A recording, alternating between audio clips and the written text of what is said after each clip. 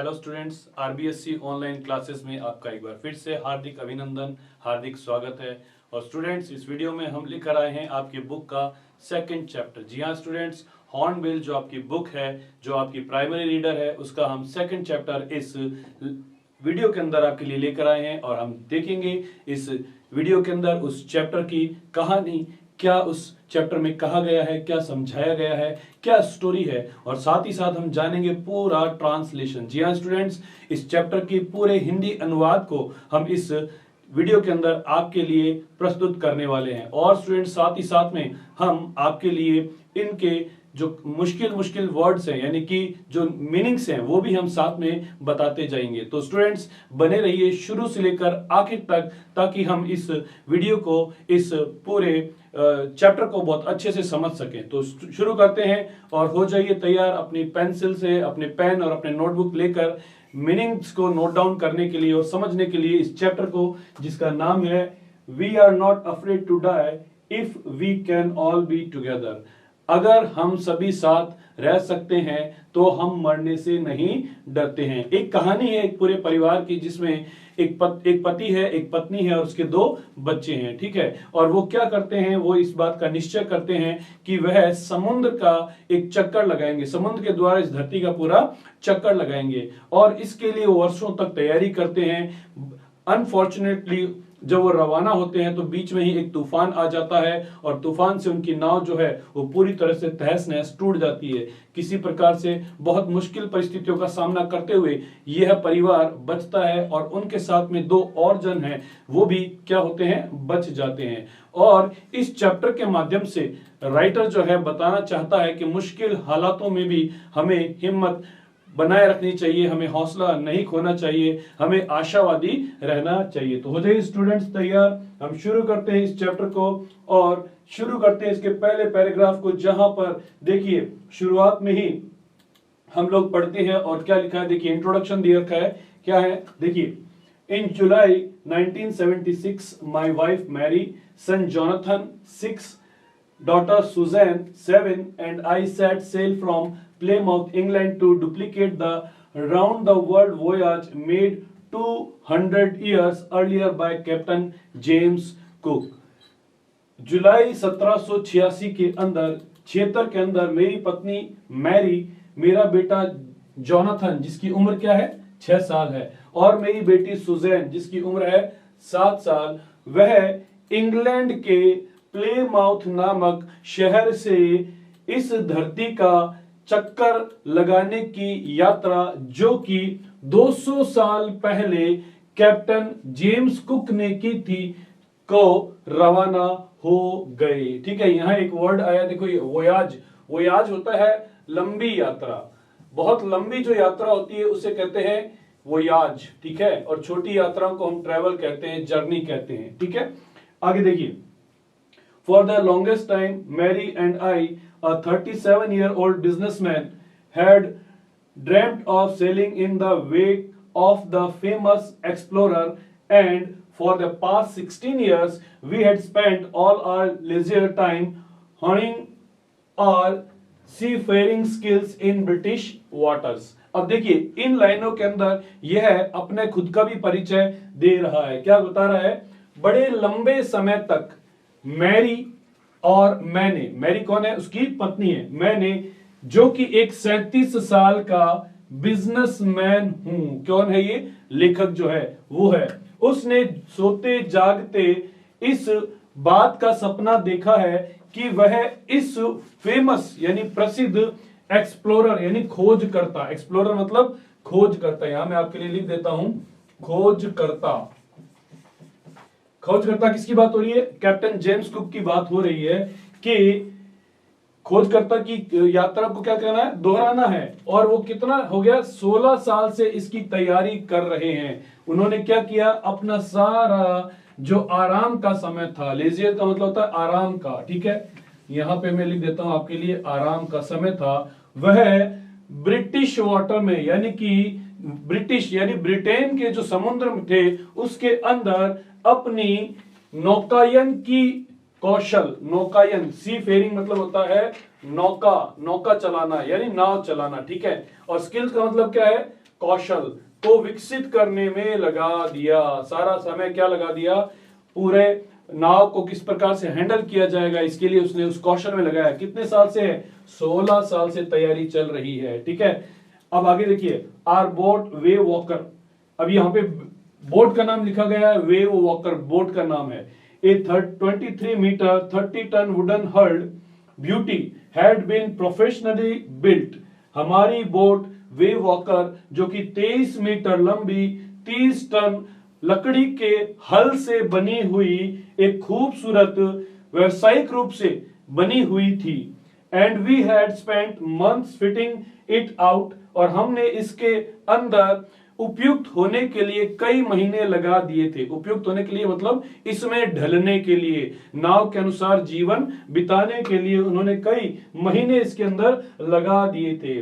और आगे क्या लिखा हुआ है देखो, and testing it in the roughest weather we could find. और जितना खराब मौसम हम प्राप्त कर सकते थे, हम ढूंढ सकते थे, हमें मिल सकता था, उसमें हमने क्या किया था? इसको टेस्ट भी कर लिया था, परख भी लिया था, जांच भी लिया था। रफेस्ट का मतलब होता है सबसे खराब। ठीक है, वैसे तो रफ का मतलब होता है खुरदरा, लेकिन यह इसका अर्थ है सबसे खराब। यहां पर मैं आपके लिए लिख रहा हूं, यहां पे देखिए। नेक्स्ट, वेदर का मतलब क्या है? मौसम। यहां पर वापस से मैं लिख देता हूं, आप नोट करते रहिए मेरे साथ ताकि आप फटाफट से इसे समझते भी जाएं।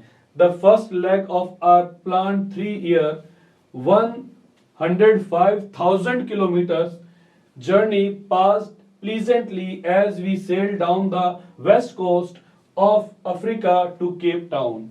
हमारी यात्रा का पहला चरण जो कि कितना लंबा था? 3 साल का था। 3 साल में जो पहली यात्रा का जो चरण था, और वह यात्रा कुल 105,000 किलोमीटर लंबी थी, वह बड़ी ही शांति से पश्चिमी तट के जो अफ्रीका देश है उसके केप टाउन शहर पहुंचकर समाप्त हो गया। यानी पहला जो चरण था उन्होंने वह कहां तक का रखा था? वह वेस्ट कोस्ट, पश्चिमी किनारा, कहां का? अफ्रीका का। और कौन सा शहर चुना? केप टाउन शहर को उन्होंने चुना था। वह पूरा कर लिया। ठीक है, लेग का मतलब यहाँ पैर नहीं है, यहाँ पर इसका अर्थ है चरण, यानी कि पहला जो भाग था। ठीक है, यूं कह सकते हैं हम लोग। ठीक है, देयर बिफोर हीडिंग ईस्ट, और इससे पहले कि हम पूर्व की तरफ आगे बढ़े, we took on to crewman, हमने अपने 2 चालक दल के सदस्यों को ले लिया, American Larry Wigil and Swiss Herb Sigler, जिसमें एक था अमेरिका का लैरी विगिल, ये उसका नाम है, लैरी विगिल नाम है, कहां का है वो? अमेरिका का है। और दूसरा कौन सा था? स्विस यानी स्विट्जरलैंड का था, और उसका नाम क्या है? हर्ब सिगलर। ठीक है, ये 2 व्यक्ति और उनके साथ में जुड़ गए, टोटल 6 व्यक्ति यहां पर हो चुके हैं। अब देखिए, to help us tackle one of the world's roughest seas, the southern Indian Ocean, ताकि वह सबसे खराब जो समुद्र था जिसका नाम क्या था? दक्षिणी हिंद महासागर, उसमें टैकल करने में हमारी सहायता कर सके। टैकल करने का मतलब होता है, यहां पर टैकल करने का अर्थ है किस क्या करना? नाव चलाने के लिए बात हो रही है, नाव चलाना। ठीक है, और रफेस्ट का मैंने ऑलरेडी आपको बता दिया है। ठीक है, क्रूमैन का मतलब होता है चालक दल या चालक जो है चलाने में मदद करते हैं। मैन मतलब आदमी हो गया। ठीक है, पूरा इसको क्रूमैन कहेंगे। ठीक है, यहां पर एक वर्ड और आया है, हीडिंग का मतलब होता है आगे बढ़ना या की तरफ जाना, आगे बढ़ना। यहां पर मैं आपके लिए लिख रहा हूं, ये देखिए, आगे बढ़ना। देखिए आगे, इसका स्क्रीनशॉट लीजिए फटाफट से, और फिर हम लोग आगे देखते हैं अगले पैराग्राफ में, अगले पैसेज में क्या लिखा गया है। ठीक है, चलिए देखिए आगे क्या लिखा है। यहां पर नेक्स्ट पेज पे लिखा है, इसको हम शुरू करते हैं। लिखा, on our second day out of Cape Town से बाहर निकलने के दूसरे दिन, हमारे दूसरे दिन, we began to encounter strong gales, हमारा सामना, हमारी मुठभेड़ तेज लहरों से हो गई। स्ट्रॉन्ग का मतलब ऐसे तो मजबूत होता है, लेकिन लहरें मजबूत नहीं होती। कैसी होती हैं? तेज होती हैं। ठीक है, यहां पर है तेज। और क्या लिखा है? गेल्स। गेल्स का मतलब होता है लहरें। ठीक है, नेक्स्ट देखो, और यहां लिखा है इनकाउंटर का मतलब होता है सामना, सामना या मुठभेड़ हो जाना। ठीक है, आगे देखिए, for the next few weeks they blue continuously, और अगले कुछ दिनों तक वे लगातार चलती रही, है ना। गेल्स का यानी कि जो हवा के साथ में लहरें आ रही हैं, तो हवा भी बड़ी तेज है ना। तो हम ये भी कह सकते हैं कि वो जो हवा वाली, या यूं कहें कि वह जो लहरों वाली हवा थी वो कई दिनों तक लगातार बहती रही। ब्लू का मतलब होता है बहना, हवा का चलने को ब्लू कहते हैं। ठीक है, आगे देखें, Gales did not worry me. Gales से यानी कि वो जो लहरें थी और जो हवा थी मुझे चिंता नहीं थी। But the size of the waves was alarming, लेकिन उन लहरों का जो आकार था, वेव्स मतलब लहरें का जो आकार था वह चौंका देने वाला था, या यूं कहें आश्चर्यचकित कर देने वाला था। वेव्स मतलब लहरें। यहां पर मैं लिख देता हूं आपके लिए, और यहां पर साथ में लिख लीजिए आप, ताकि आपको ध्यान रहे कि तेज हवा को भी गेल्स कह सकते हैं। ठीक है, नेक्स्ट देखिए, December 25 found us 3,500 kilometre east of Cape town. 25 दिसंबर को हम केप टाउन से 3,500 किलोमीटर की दूरी पर पूर्व में थे। ईस्ट मतलब पूर्व में थे। डिस्पाइट एट्रोशियस वेदर, खराब मौसम से जूझते हुए। ठीक है, या डिस्पाइट मतलब के बावजूद। ठीक है, के बावजूद, डिस्पाइट। ठीक है, एट्रोशियस मतलब होता है खराब, खराब मौसम के बावजूद। We had a wonderful holiday complete with a Christmas tree, हमने एक क्रिसमस ट्री के साथ में एक अच्छा हॉलीडे मनाया। ठीक है, 25 दिसंबर क्रिसमस होता है, छुट्टी थी, और ये तो परिवार वैसे भी छुट्टी पर चल रहा था। देखिए आगे क्या लिखा हुआ है, New Year's Day saw no improvement in the weather, और नए साल पर भी मौसम में कोई भी बदलाव नहीं आया। इंप्रूवमेंट का मतलब होता है वैसे सुधार, लेकिन यहां इसका अर्थ क्या है? बदलाव। जैसा मौसम था वैसा ही रहा। ठीक है, बदलाव रहा नहीं। But we reason that it had to change soon, परंतु हम ऐसा अनुमान लगा रहे थे, हम ऐसा सोच रहे थे कि यह जल्दी ही बदल जाएगा। एंड इट डिड चेंज, और यह बदल भी गया। फॉर द वर्स, और ज्यादा खराब हो गया। वर्स मतलब होता है खराब होना। ठीक है, जब हम तुलना करते हैं तब हम वर्स शब्द का यूज करते हैं। बैड, वर्स और वर्स्ट। वर्स्ट क्या होता है? सबसे खराब। ठीक है, वर्स तुलना करने के लिए। चलिए देखिए अगला पैराग्राफ में, at dawn on January 2 the waves were gigantic. 2 जनवरी की सुबह, 2 जनवरी की भोर में लहरें दैत्याकार थी। ठीक है, डॉन का मतलब होता है भोर, यानी ऐसा समय जब सूरज ना निकले लेकिन रोशनी हो जाती है, सुबह हो जाती है। जाइगेंटिक मतलब दैत्याकार।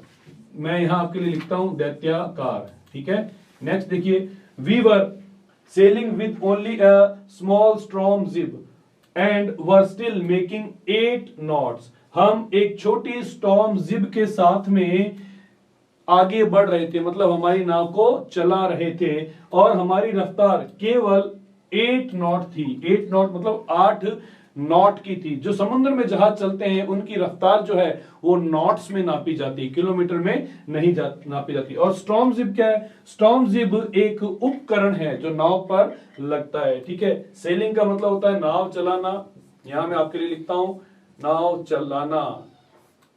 नाव को चलाने को हम लोग सेल करना कहते हैं। ठीक है, नेक्स्ट देखिए आगे क्या लिखा है, as the ship rose to the top of each wave, जैसे ही हमारा जहाज हर उस लहर के टॉप के ऊपर पहुंचता, we could see endless enormous seas rolling towards us, हम अनंत समुद्र को हमारी तरफ उमड़ते हुए देख सकते थे। इनॉर्मस मतलब होता है विशाल। ठीक है, एंडलेस मतलब अनंत, विशाल अनंत समुद्र को हमारी तरफ उमड़ते हुए देख सकते थे। रोलिंग का मतलब क्या था? गोल घूमना, यानी उमड़ना है। ठीक है, इनॉर्मस मतलब विशाल, बहुत बड़ा। ठीक है, और एंडलेस का मतलब क्या है? अनंत, जिसका अंत ना हो। ठीक है। और रोलिंग मतलब उमड़ना, यहां मैं आपके लिए लिखता हूं उमड़ना, ठीक है। अगला देखिए, and the screaming of the wind and spray was painful to the ears, और हवा का चीखना और पानी का जो स्प्रे था वह कानों के लिए बड़ा ही क्या था, पीड़ादायक था। हवा इतनी तेज चल रही थी, ऐसा लगता था कि क्या हो रहा है, सीटियां सी बज रही हैं, और साथ ही साथ क्या होता था, पानी का छिड़काव भी होता था, तो इतनी तेज लगता था कि कानों में क्या होने लगा था, दर्द होने लगा था। देखिए अगला, to slow the boat down we drop the storm jib, नाव को धीमा करने के लिए, बोट को धीमा करने के लिए हमने स्टॉर्म जिप को नीचे गिरा दिया। मतलब अभी तक वो स्टॉर्म जिप के द्वारा चल रहे थे, अब क्या हो गया था, उन्होंने उसे क्या कर दिया है, नीचे कर दिया है, स्टॉर्म जिप को नीचे कर दिया। ड्रॉप मतलब गिरा देना, ठीक है, यहां मैं लिखता हूं गिरा देना। देखिए आगे क्या लिखा हुआ है, and lashed a heavy mooring rope in a loop across the stern, और हमने भारी mooring रोप को क्या कर दिया, स्टर्न के साथ में लूप यानी कि छल्लों के रूप में बांध दिया। लूप का मतलब होता है छल्ला, ठीक है, यहां हम लोग लिखते हैं मतलब गोल, डबल करके उसको, है ना, ऐसा एक गोल सा बनाकर उसको बांध दिया है, ठीक है। आगे देखिए, then we double lashed everything, और तब हमने सभी चीजों को दोहरा करके बांध दिया, दोगुनी रस्सी से बांध दिया है। Went through our life raft drill, हमने अपनी लाइफ राफ्ट ड्रिल को ले लिया। अटैच लाइफ लाइंस, और लाइफ लाइंस को जोड़ दिया है। Donned oilskins and life jackets, और ऑयल स्किन्स और लाइफ जैकेट्स को भी अच्छे से पहन लिया था। एंड वेटेड, और वेट करने लगे। वेट किसका करने लगे, तूफान आने वाला है, इतनी लहरें तेज तेज चल रही है। चलिए स्टूडेंट्स फटाफट से नोट कीजिए इसके वर्ड मीनिंग्स को। अगला हम लोग अगला पैराग्राफ स्टार्ट करने वाले हैं, एक स्क्रीनशॉट ले लीजिए ताकि आप इन सभी मीनिंग्स को मिस न करने पाए। चलिए शुरू करें, नेक्स्ट बढ़ते हैं आगे। आई होप आपने इसका एक स्क्रीनशॉट ले लिया है। चलिए आगे देखिए, आगे लिखा है अगला पैराग्राफ के अंदर, the first indication of impending disaster came at about 6 PM। प्रतीक्षारत उस डिजास्टर यानी कि उस जो विध्वंस था वह 6 बजे पहला इंडिकेशन आया, ठीक है। डिजास्टर क्या था, विध्वंस यानी कि विनाश। वो किसके बारे में बात कर रहा है, उस तूफान के बारे में बात कर रहा है जिसकी वो क्या कर रहे थे, वेट कर रहे थे। इम्पेंडिंग, ठीक है, इम्पेंडिंग का मतलब है तो आने वाला, जो अभी पेंडिंग है, अधूरा है, तो यहां इसका अर्थ क्या है, आने वाला, जो आने को था, ठीक है, यहां पर इसका अर्थ आने वाला है, ठीक है। यहां पर आगे देखिए क्या लिखा है, विथ एन ओमिनियस साइलेंस, और एक अनंत शांति के साथ में आया। ओमिनियस साइलेंस मतलब, साइलेंस का मतलब होता है शांति, और ओमिनियस का मतलब क्या है, परम, ठीक है, परम सोच लो, या एकदम एकदम पिन ड्रॉप साइलेंस जिसे कहते हैं, है ना। मैं यहां पे परम लिख देता हूं आपके लिए, ठीक है। देखिए आगे, द विंड ड्रॉप्ड, हवा बिल्कुल रुक गई। And the sky immediately grew dark, और आकाश तुरंत काला पड़ गया। इमीडिएटली मतलब होता है तुरंत, तुरंत, ठीक है। आगे देखो, then came a growing roar, और तब एक दहाड़ने की आवाज आई। अब लहर दहाड़ेगी नहीं, क्या हो जाएगी, लहर के लिए क्या यूज करेंगे, दहाड़ना नहीं करेंगे, कड़कड़ाने की, है ना, एकदम से जैसे बिजली गिरती है उस तरह की, ठीक है। तो कड़कड़ाने की या टकराने की भी कह सकते हैं, क्योंकि लहरें क्या करती हैं, समुद्र से टकराती हैं, या नाव से क्या करती हैं, टकराती हैं। And an enormous cloud towards aft of the ship, और एक विशाल काय बादल नाव के पिछले हिस्से में आ गया, ठीक है। पिछला जो हिस्सा था वो नाव के ऊपर वह बादल सा दिखाई देने लगा है। आगे क्या होता है देखिए, with horror I realise that it was not a cloud, बड़े भय के साथ में मैंने इस बात का आभास किया कि यह कोई बादल नहीं था। हॉरर मतलब क्या होता है, भय। देखिए यहां मैंने आपके लिए मीनिंग को लिखा है, next, but a wave like no other I had ever seen, परंतु यह एक वेव थी, एक लहर थी जो कि मैंने इससे पहले कभी भी नहीं देखी थी। इतनी भयानक लहर रही होगी, आप कल्पना कीजिए कि वह बादल के समान उस वक्त लग रही थी, लेकिन बाद में लेखक को क्या एहसास होता है कि वह कोई लहर नहीं, वह कोई बादल नहीं था, बल्कि क्या था, एक बहुत बड़ी लहर थी। आगे देखिए क्या लिखा हुआ है, It appeared perfectly vertical and almost twice the height of the other waves. यह एकदम पूरी तरह से इस सीधी खड़ाई के अंदर प्रकट हो गई थी। ठीक है, वर्टिकल मतलब होता है ऊर्ध्वाधर, यानी कि ऊपर की तरफ एकदम सीधे खड़े हुए। ठीक है, मैं यहां आपके लिए लिख देता हूं ऊर्ध्वाधर। ठीक है, यहां आपने इसको नोट डाउन कर लीजिए। ठीक है, with a frightful breaking crest, और यह डरावने धमाके के साथ में क्या हो गई, टूट पड़ी। टूट पड़ी मतलब नीचे आ गई। अब जो चीज ऊपर गई है वो क्या होगा, नीचे आएगी, तो वो क्या हो गई है, लहर वापस से नीचे आ गई है। ठीक है, the roar increase to a thunder as the stern moved up the face of the wave. और इस धमाके के साथ में, ये जो धमाका हुआ था इसके साथ में जो स्टर्न था, स्टर्न क्या है, एक उस नाव का पार्ट है, वो क्या हो गया, मूड हो गया, ऊपर की तरफ उठ गया है। उसका जो चेहरा है वो लहरों की तरफ, ऊपर की तरफ आ गया है। And for a moment I thought we might ride over it, और एक पल के लिए मैंने सोचा कि हमारी नाव जो है वो क्या करेगी, इस लहर के ऊपर आ जाएगी, मतलब इसके ऊपर आ जाएगी, नीचे जाएगी नहीं, बल्कि जैसे ही लहर उससे टकराएगी वो क्या होगी, नाव ऊपर आ जाएगी। ठीक है, आगे देखिए क्या लिखा है, but then a tremendous explosion shook the deck, और लेकिन तभी एक भयानक धमाके ने क्या कर दिया, डेक को पूरी तरह से हिला दिया। ठीक है, ट्रिमेंडस मतलब होता है भयानक, जोरदार। ठीक है, मैं यहां लिखता हूं आपके लिए जोरदार। और क्या लिखा है देखिए, एक्सप्लोजन, एक्सप्लोजन का मतलब क्या है, धमाका। ठीक है, आगे देखो क्या लिखा हुआ है, शूक, शूक का मतलब होता है हिला देना, हिला दिया। ठीक है, शूक मतलब हिला दिया। ठीक है, नेक्स्ट पढ़िए, a terror of green, a torrent of green and white water broke over the ship. Ship के ऊपर हरे और सफेद पानी का फंवारा सा आ गया, या यूं कहें कि एक जाल सा आ गया, एक तरह का आवरण सा वहां पर आ गया। My head smashed into the wheel and I was aware of flying overboard. मेरा सर जो था वो वह किससे, व्हील से टकरा गया, और मैंने अपने आप को ओवरबोर्ड से ऊपर उड़ते हुए पाया।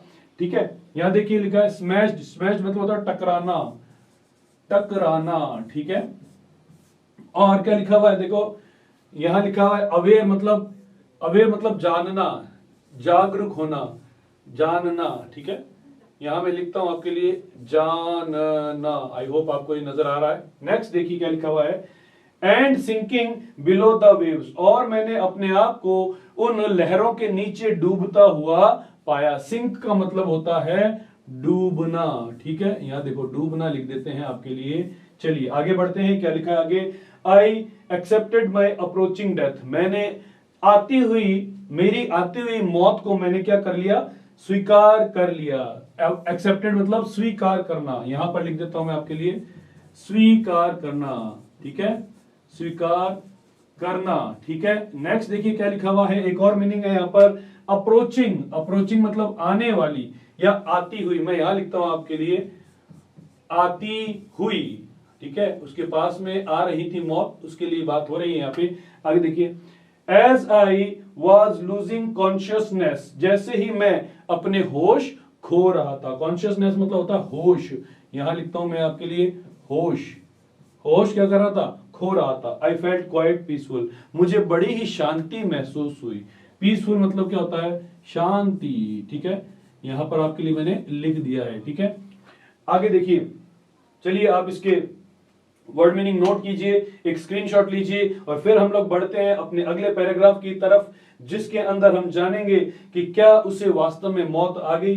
लीजिए इसका स्क्रीनशॉट और देखिए आगे क्या लिखा हुआ है। चलिए आगे बढ़ते हैं हम लोग और निकलते हैं अपना अगला पैसेज, अगला जो स्टैंजा है, अगला जो पैराग्राफ है, उसको हम लोग देखते हैं क्या लिखा हुआ है। लिखा है, unexpectedly my head pop out of the water, आशा के विपरीत। ठीक है, अनएक्सपेक्टेडली मतलब आशा के विपरीत। आगे देखिए क्या लिखा हुआ है, वहां पे लिखा हुआ है पॉप्ड आउट, यानी बाहर आना, बाहर निकलना। ठीक है, आगे देखिए क्या लिखा है, ऑफ द वाटर। आशा के विपरीत मेरा सर पानी के बाहर आ गया। A few metres away Wavewalker was near capsizing. कुछ मीटर दूर वे वॉकर पानी के अंदर डूब रहा था। ठीक है, ऊपर नीचे हिचकोले खा रहा था, उसी कैप्साइजिंग कहते हैं। हम लोग यहां लिख लेते हैं डूबना। ठीक है, और या फिर क्या कहेंगे, हिचकोले खाना। ठीक है, आगे देखिए, हर मास्ट ऑलमोस्ट हॉरिजेंटल। उसका जो मास्ट था, उसका जो मेन डंडा था, वो क्या हो गया था, हॉरिजेंटल हो गया था, यानी कि क्षैतिज हो गया था। मैं यहां लिख देता हूं, क्षैतिज हो गया था। ठीक है, क्षैतिजाकार हो गया था। Then a wave hurled her upright. और तभी एक वेव ने, एक लहर ने उसे बिल्कुल सीधा खड़ा कर दिया। ठीक है, अपराइट मतलब सीधा हो गया है वो। My life line jerked taut. और मेरी जो लाइफ लाइन थी वो कस गई। ठीक है, जग मतलब बता जाना, कस जाना, कस गई थी वो। ठीक है, कस जाना। ठीक है, आगे देखिए क्या लिखा है, आई ग्रैब द गार्ड रेल्स। मैंने गार्ड रेल्स को क्या कर लिया था, पकड़ लिया। ठीक है, पकड़ लिया, यहां लिखता हूं मैं, पकड़ लिया। ठीक है, देखिए आगे क्या लिखा है, and sail through the air into Wavewalker's main boom. और हवा में होता हुआ वे वॉकर के मेन रूम के अंदर आ गया। ठीक है, subsequent waves tossed me around the deck like a rag doll. आने वाली लहरों ने, यानी बार बार जो लहरें आ रही थी, उन्होंने मुझे एक कपड़े की गुड़िया के समान डेक के ऊपर इधर उधर पटक दिया। ठीक है, टोस्ड का मतलब होता है पटक देना, पटक देना। ठीक है, यानी कि हिला दिया। ठीक है, ठीक है, और क्या लिखा हुआ है देखिए, रैग, रैग मतलब होता है कपड़ा, कपड़ा। यहां पर मैं आपके लिए मीनिंग को लिख देता हूं। आगे देखिए, माई लेफ्ट रिब्स क्रैक्ड। मेरी बाई पसलियां टूट गई। ठीक है, रिब्स का मतलब होता है पसली, पसलियां। ठीक है, नेक्स्ट देखिए क्या लिखा हुआ है, my mouth filled with blood and broken teeth. मेरा मुंह टूटे हुए दांतों और खून से भर गया। Somehow I found the wheel. किसी प्रकार से मैंने व्हील को ढूंढ लिया। व्हील क्या था, जिससे कि जहाज चल रहा था। Lined up the stern for the next wave and hung on. और आने वाली उस लहर को, लहर के से मैं जुड़ा रहा, मतलब उस व्हील को वो पकड़ा रहा और वहां पर वह बना रहा। ठीक है, उसने उसका लहर का सामना किया और वहां पे बना रहा। आगे देखो, वाटर वाटर एवरीवेयर। हर कहीं पानी ही पानी था। I could feel that the ship had water below. मैं महसूस कर सकता था कि जहाज के निचले हिस्से के अंदर भी क्या था, पानी था। But I did not abandon the wheel to investigate. लेकिन मेरी हिम्मत नहीं हुई कि मैं उस व्हील को छोड़कर नीचे जांच करने के लिए जाऊं। अबंडन का मतलब होता है त्यागना, त्यागना या छोड़ देना। ठीक है, यहां पर मैंने आपके लिए लिखा है छोड़ देना। इन्वेस्टिगेट मतलब परीक्षण, परीक्षण या जांचना। ठीक है, जांच करना। ठीक है, जांच पड़ताल करना। ठीक है, डेयर, डेयर मतलब होता है हिम्मत करना, साहस करना। यहां पर लिखता हूं मैं आपके लिए, साहस करना। चलिए स्क्रीनशॉट लीजिए। आ गई अब आपकी बारी। स्टूडेंट्स फटाफट से इसका स्क्रीनशॉट लें, ताकि हम लोग अब अगला जो इसका पैराग्राफ है, अगला जो क्या कहना चाहता है, वो हम लोग पढ़ते हैं। ठीक है, ले लीजिए इसका स्क्रीनशॉट और बढ़ते हैं हम लोग आगे। चलिए हो जाइए शुरू और देखिए आगे क्या लिखा है। देखिए लिखा है यहां पर, suddenly the front hatch was thrown open। अचानक से सामने वाला दरवाजा खुला। यहां पर हैच का मतलब क्या है, दरवाजा। ठीक है, यहां पर सामने के लिए क्या शब्द आया है, सॉरी, यहां पर दरवाजे के लिए क्या शब्द आया है, हैच। ठीक है, हैच कौन सा, जो जहाज में ऐसे दरवाजे लगते हैं जो हल्के होते हैं, उसे हैच कहते हैं। आगे देखिए क्या लिखा हुआ है, एंड मैरी अपीयर्ड। और वहां पर मैरी अपीयर्ड हुई, यानी प्रकट हो गई। हमने ऑलरेडी इसका मीनिंग लिखा हुआ है। देखिए आगे, we are sinking, she screamed, वह चीखी, वो चिल्लाई, हम डूब रहे हैं। The decks are smashed, decks जो है वो टूट गए हैं। We are full of water, हमारे जहाज में पानी ही पानी भर गया है। Take the wheel, I shouted as I scrambled for the hatch. Wheel को संभालो, मैंने चिल्लाया और मैं हैच की तरफ बढ़ गया। Larry and Herb were pumping like madman.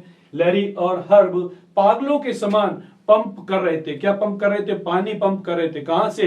पानी जहाज से बाहर निकाल रहे थे। ब्रोकन टिम्बर्स हंग एट क्रेजी एंगल्स। टूटी हुई लकड़ियां। ब्रोकन मतलब होता है टूटा हुआ, टूटा हुआ, ठीक है। नेक्स्ट क्या लिखा है? टिम्बर। टिम्बर का मतलब क्या है? लकड़ी। इसके लिए मैं यहां पर लिख देता हूं आपके लिए लकड़ी, ठीक है। हंग मतलब क्या था? लटका हुआ, लटका हुआ था, ठीक है। और क्रेजी एंगल्स यानी कि खतरनाक, खतरनाक तरीके से, ठीक है, खतरनाक प्रकार से लिख देता हूं मैं आपके लिए। देखिए अब आगे बढ़े। जो टूटा हुआ जहाज था उसमें जो लकड़ियां थी वो कैसी थी? खतरनाक तरीके से लटकी हुई थी।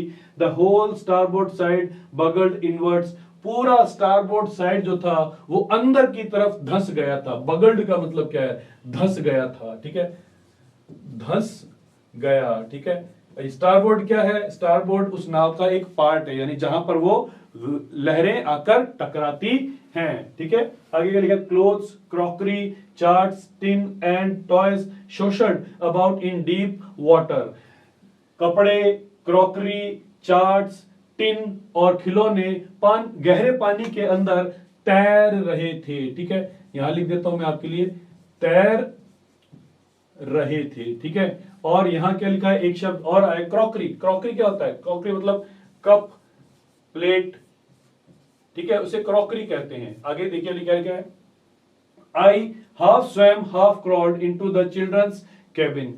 मैं आधा तैरता हुआ, आधा चलता हुआ, रेंगता हुआ बच्चों के कैबिन तक पहुंचा। क्रॉल्ड का मतलब होता है रेंगना, ठीक है। नेक्स्ट देखिए क्या लिखा हुआ है आगे अगली लाइन में, are you all right I asked. मैंने पूछा क्या तुम ठीक हो? Yes they answered from a upper bunk. उन्होंने ऊपरी बिस्तर से कहा हाँ, ठीक है। ऊपरी बिस्तर क्या होता है? वो बिस्तर जिसमें डबल होता है, एक नीचे और एक ऊपर, उसे क्या कहते हैं? बंक बेड कहते हैं। तो वो दोनों बच्चे कहां चढ़ गए थे? ऊपर वाले बिस्तर पे चढ़े हुए थे। But my head hurts a bit said Sue pointing to a big bump above her eyes। सू ने अपने माथे के ऊपर, अपनी आंख के ऊपर एक बड़े से घूमड़ की तरफ इशारा करते हुए कहा, लेकिन मेरे सर में थोड़ा सा दर्द हो रहा है। बम्प का मतलब होता है घूमड़, ठीक है। यहां मैं लिख देता हूं घूमड़, ठीक है। और देखिए क्या लिखा हुआ है, अबो मतलब होता है ऊपर, ठीक है, आंख के ऊपर हो गया था, ठीक है। हर्ट्स का मतलब होता है तकलीफ या दर्द। मैं यहां लिखता हूं आपके लिए, देखिए ये रहा हमारा दर्द का मीनिंग, ठीक है। आगे देखिए पॉइंटिंग का मतलब होता है इशारा करना। आगे देखो, I had no time to worry about bumped heads. मेरे पास सूजे हुए सरों के चिंता करने का समय नहीं था। After finding a hammer, screws and canvas I struggled back on deck. हथौड़ा, कुछ पेच और कैनवास लेने के बाद, ढूंढने के बाद मैं वापस संघर्ष करता हुआ डेक के ऊपर आ गया। हैमर का मतलब होता है हथौड़ा। यहां पर मैं आपके लिए लिख रहा हूं हथौड़ा। देखिए यहां पे लिखता हूं हथौड़ा, ये रहा मीनिंग हमारा इसका। स्क्रूज का मतलब होता है पेच, पेच, पेच, देखिए। और क्या लिखा हुआ है? कैनवास। कैनवास जो मोटा कपड़ा होता है उसे कैनवास कहते हैं, ठीक है। आगे देखिए क्या लिखा है, with the starboard side bashed open we were taking water with each wave that broke over us. Starboard side जो कि खुली हुई थी, उसके साथ आने वाली प्रत्येक लहर से पानी हमारी बोट में आ रहा था। If I couldn't make some repairs we would surely sink. अगर मैंने कुछ मरम्मत नहीं की तो हम निश्चय ही डूब जाएंगे। रिपेयर्स का मतलब होता है मरम्मत। यहां पर मैंने आपके लिए लिख दिया है। नेक्स्ट देखिए अगला पैराग्राफ शुरू करते हैं। उससे पहले एक स्क्रीनशॉट ले लीजिए इसका, ताकि आप सभी मीनिंग को मिस न करने पाइए। चलिए आगे बढ़ते हैं और अगला पैराग्राफ देखते हैं क्या लिखा हुआ है इसके अंदर। लिखा है देखिए,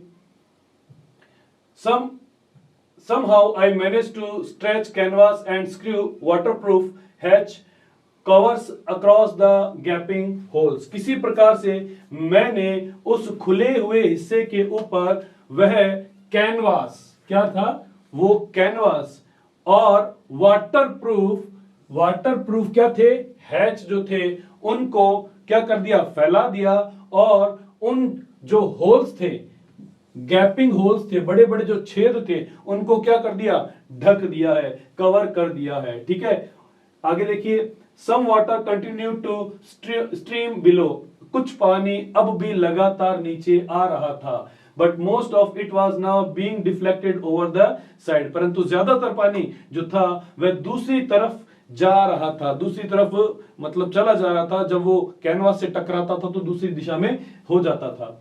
मोर problems arose when our hand pumps started to block up with the debris floating around the cabins and the electric pump short circuited.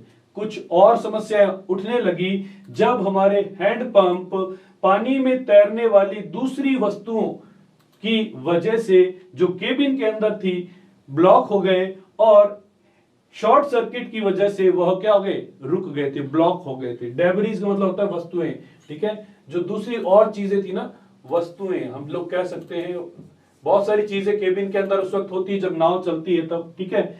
और क्या लिखा हुआ है, ब्लॉक्ड, स्टार्टेड ब्लॉक का मतलब क्या है, रुक जाना, यहां इसका अर्थ है रुक जाना, यानी उन्होंने काम करना क्या कर दिया था, बंद कर दिया था। ठीक है, अब आगे देखो, the water level rose threateningly, भयानक रूप से, यानी कि चेतावनी भरे रूप से क्या हो गया था, पानी का स्तर ऊपर उठने लगा था। रोज मतलब होता है उठना, उठना शब्द के लिए हम लोग रोज लिखेंगे, थ्रेटिंगली मतलब चेतावनी भरे, चेतावनी, यहां पर मैं आपके लिए लिख देता हूं, देखिए, चेतावनी वाले रूप में। ठीक है,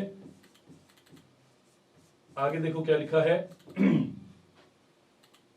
लिखा है, on deck I found that our 2 spare hand pumps had been wrench overboard. Deck के ऊपर आकर मैंने देखा कि हमारे जो 2 अतिरिक्त हैंड पंप थे वो भी क्या हो गए थे, ओवरबोर्ड पे थे।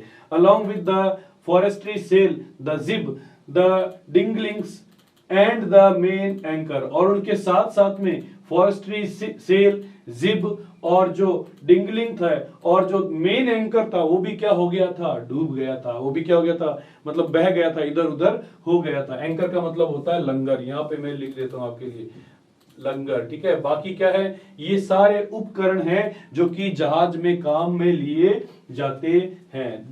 Then I remembered we had another electric pump under the chart room floor. तब मुझे याद आया कि हमारे चार्ट रूम के फर्श के नीचे एक और इलेक्ट्रिक पंप था। ठीक है, अनदर का मतलब होता है एक और। देखो एक वर्ड और यहां पर आया है, यहां पर आया था स्पेयर। स्पेयर का मतलब क्या होता है, अतिरिक्त। ठीक है, अतिरिक्त, एक और जो होना है ना, एक्स्ट्रा होना, हम लोग अक्सर बोल देते हैं इसको।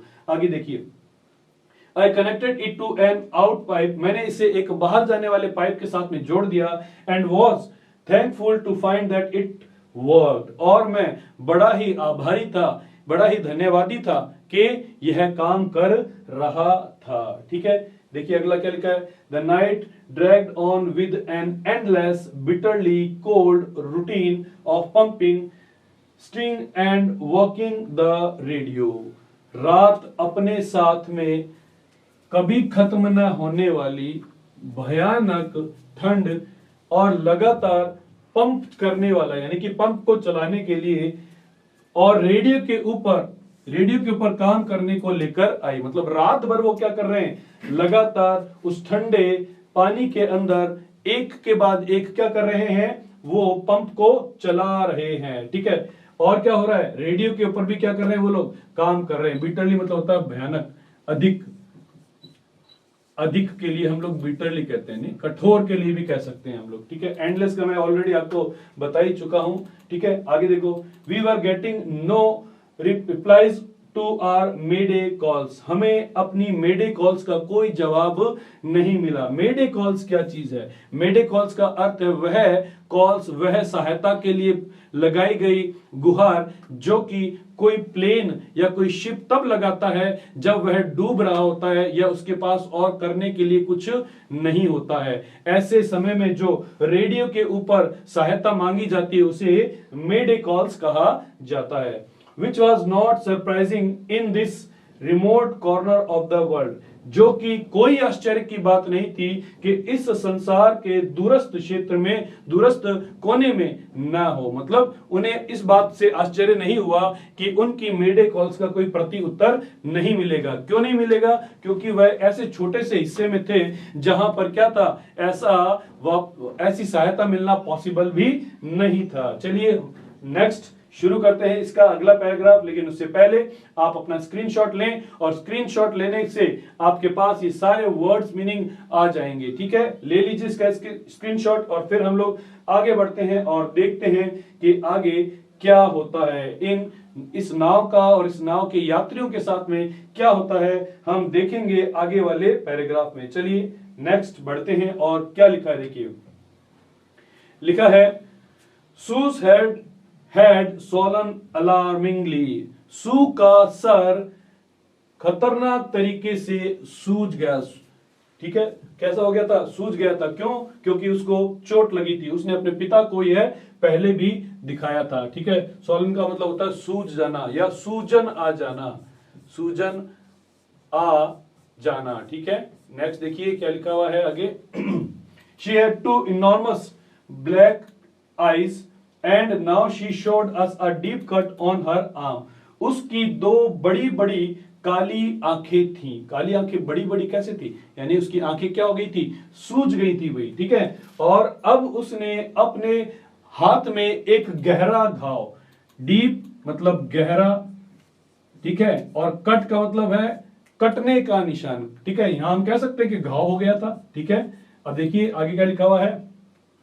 When I asked why she hadn't made more of her injuries before this, जब मैंने उससे पूछा कि उसने पहले हमें अपनी इस चोटों के बारे में, इन घावों के बारे में क्यों नहीं बताया, she replied, उसने जवाब दिया, I didn't want to worry you when you were trying to save us all. तो उसने जवाब क्या दिया? मैं आपको और ज्यादा विचलित, परेशान नहीं करना चाहती थी। मैं आपको और ज्यादा परेशान नहीं करना चाहती थी जब आप हम सबको बचाने का प्रयास कर रहे थे। ठीक है, देखिए इंजरी का मतलब होता है चोटें।